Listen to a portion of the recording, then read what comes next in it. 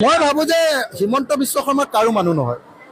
Himanta Biswa Sarma BJP RSSৰো মানুহ নহয়। তেওঁ মানে যি সময়ত যতে ক্ষমতা পাব তেওঁ তাতে থাকে। হিমন্ত বিশ্ব শৰ্মা প্ৰকৃততে কাৰ মানুহ? তেওঁ বিজেপি RSSৰ প্ৰকৃত মানুহ হয়নে? তেওঁ সময় আৰু সুযোগ বুজি নিজৰ স্থান সলনি কৰি থকা এজন ব্যক্তি।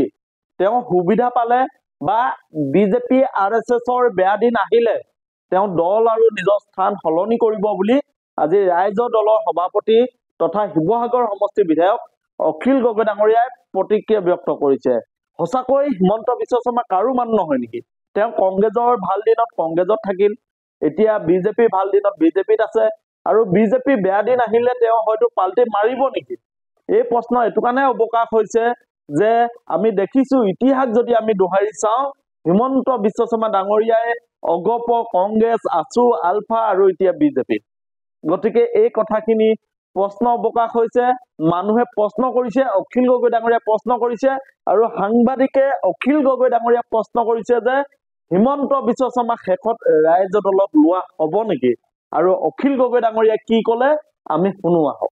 হিমন্ত বিশ্ব শৰ্মাৰ নিচিনা সুবিধাবাদী মানুহ অসমৰ ইতিহাসত কেতিয়াও জন্মই হোৱা নাই। তেওঁ যেতিয়া কংগ্ৰেছৰ ভাল দিন আছিলে তেতিয়া কংগ্ৰেছত আছিলে, আলফাৰ ভাল দিন যেতিয়া আছিলে তেওঁ আলফাত আছিলে, আছুৰ ভাল দিন যেতিয়া আছিলে তেতিয়া আছুত আছিলে, অসম গণ পৰিষদৰ ভাল দিন যেতিয়া আছিলে তেওঁ প্ৰফুল্ল মহন্তৰ ছাঁটোৰ নিচিনা আছিলে। হিমন্ত বিশ্ব শৰ্মা মানে পানীৰ নিচিনা বস্তু, যিটো পাত্ৰতে ৰাখে তাতে তেওঁ থাকে।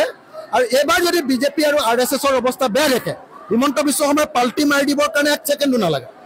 হিমন্ত বিশ্ব শৰ্মাই পাল্টি মাৰি দিব, আৰু তেওঁ কোনটো দলত আহি সোমাই যায় ঠিক নাই। তেওঁ কংগ্ৰেছতো আকৌ সোমাব পাৰে, নহলে অসম গণ পৰিষদতো সোমাব পাৰে।